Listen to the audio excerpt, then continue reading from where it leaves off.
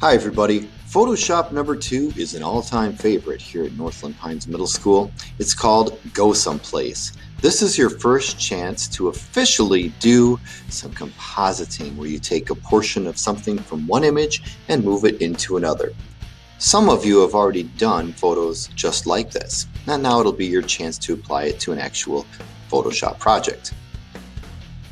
Once you open this, the link is right there in the middle of your screen. Go ahead and select that, and that will open up the directions in a separate Google document. So the directions read, using Photoshop, transport yourself or someone else or something to a new locale, a new location, a new setting. So to do that, you'll open up our current version of Photoshop. You can use a variety of tools and techniques to achieve this, and try to make it look somewhat realistic. And when you're done, save your picture and submit both at least one of your original pics and your final enhanced Go Someplace image.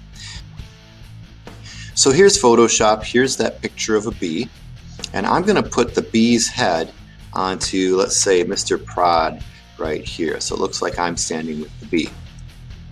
So maybe the first thing I would do is take a tool like the quick selection brush and select the portion of this image that I'd like to move into the other image. Now I do see there's going to be a problem. I have a straight edge up here, but we'll deal with that later. I'm going to make sure all of this bee is in the selection. You noticed before the eyes weren't included. That would have been weird.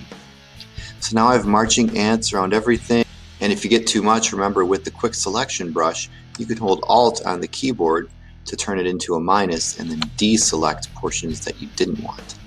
That looks pretty good. Now I'm going to go up here to the upper left part of my screen and select that four-way arrow, what they call the move tool. When I move this into my selection, notice how it turns into a little scissors. I'm going to click, hold, and drag my selection. I'm not letting go. I'm not letting go. I'm not letting go. I'm still dragging, and I'm going to drop it right in there. Maybe move it. Now that's not exactly sized the way I want it, nor is it rotated the way I would like it. But here I can hit Control T. Before I do that, notice on the bottom right here how that new portion of the image has been automatically placed on its own layer. That's helpful. So to move this and adjust it, I'm going to do a Control T. That gives me the handles. I can pivot or rotate the image. I can size it so it's a little bit more appropriate or within scale. If I need to stretch it a little bit, I can do that. And again, I can move and adjust accordingly. When I'm done, I'll simply hit Enter on the keyboard. We'll zoom in with Control Plus here. I still don't like this. There's that hard edge right there. Maybe what I'll do here is take something like the eraser tool, make it a little bit bigger, and maybe just round this off a little bit, just so it's not completely unrealistic up there. So that's what we mean when the directions say something about try to make it look realistic. Okay?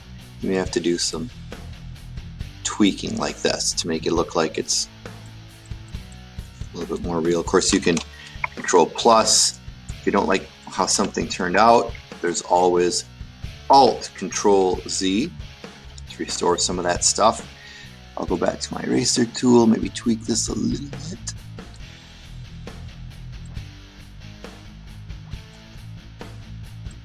Clean up this a little bit. You can spend as much time as you need to make your image look more realistic. This is a real simple example. You can certainly do more than this.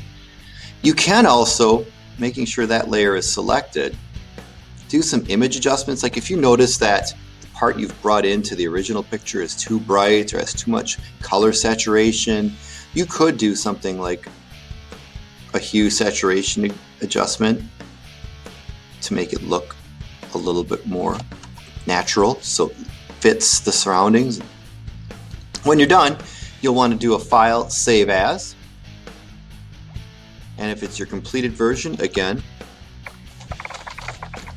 give it a name. Maybe you could even call it Photoshop 2 Final.